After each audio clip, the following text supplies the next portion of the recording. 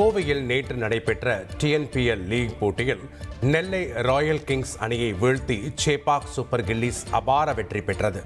முதலில் பேட்டிங் செய்த Chepauk super gillies அணி 7 விக்கெட் இழப்புக்கு 212 ரன்கள் குவித்தது. பின்னர் 213 ரன்களை இலக்காக கொண்டு களமிறங்கிய நெல்லை ராயல் கிங்ஸ் 20 ஓவர்களில் 9 விக்கெட்டுகளை இழந்து 171 ரன்கள் மட்டுமே எடுத்தது. இதன் மூலம் 41 ரன்கள் வித்தியாசத்தில் சேப்பாக் சூப்பர் கில்லிஸ் அணி அபார வெற்றி பெற்றது. இதுவரை விளையாடிய 2 போட்டிகளிலும் வெற்றி பெற்ற சிஎஸ்ஜி அணி நடப்பு சீசனில் 200 ரன்களுக்கு மேல் குவித்த முதல் அணி என்ற பெருமையையும் பெற்றது. நல்லா சென்னை தான் நல்லா விளையாண்டாங்க, சேப்பாக்கு தான் நல்லா விளையாண்டாங்க. இப்போ ஓவரால் ரொம்ப நல்லா இருந்துச்சு, ரொம்ப டாமினேட்டிங்காக இருக்குது சேப்பாக்கோடைய ஆட்டம்.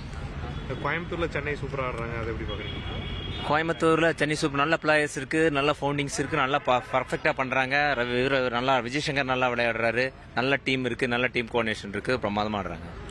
சேப்பாக் சூப்பர் கில்லிஸ் ரொம்ப நல்லா விளையாண்டாங்க. அதில் ஸ்வப்னில் வந்து 14 பால் 45 சம்திங் அடிச்சு மேட்ச் ஃபுல்லாகவே மாற்றிட்டாங்க. செகண்ட் இன்னிங்ஸு ஃபுல்லாக பவுலிங்கில் ஃபுல் கமாண்டிங்காக தான் பவுலிங் போட்டாங்க. நல்ல இன்னிங்ஸ், நல்லா பண்ணார், நல்ல கேப்டன்சி, எல்லாமே நல்லா பண்ணார். வேறு லெவலில் இருந்துச்சு. கடைசியில் அவர் இல்லைனா ஆக்சுவலி இந்த ஸ்கோர் 230 வந்திருக்காது. ஸோ ப்ளஸ் பவுலிங்லேயே கலக்கிட்டாரு. ஸோ எல்லாமே ஒரு ஆல்ரவுண்டிங் பேக்கேஜாக இருந்துச்சு டீமுக்கு. ஸோ சென்னை ஓவரால் எப்படி பண்ணியிருக்காங்க? சரி, ஓவராலாக தரமாக பண்ணியிருக்காங்க ப்ரோ, பர்ஃபெக்டாக பண்ணியிருக்காங்க. ஸோ இதே மாதிரி பண்ணணும்னு நம்புகிறோம். சூப்பராக விளையாண்டுச்சு. எப்படி பேட்டிங் பண்ணாங்க, பவுலிங், ஃபீல்டிங்?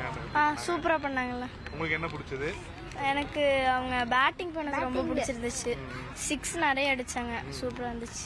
மேட்ச் நல்லா இருந்துச்சு. சேப்பாக்கு நைஸ் பேட்டிங்க, 200க்கு மேலே டார்கெட் கொடுத்தாங்க. ஸ்வப்னல் சிங் வந்து சூப்பராக 4 6 ஒரு ஓவரில் சூப்பராக அடித்தார் ஸ்ட்ரைட்டு, அப்புறம் அவுட் ஆயிட்டார்.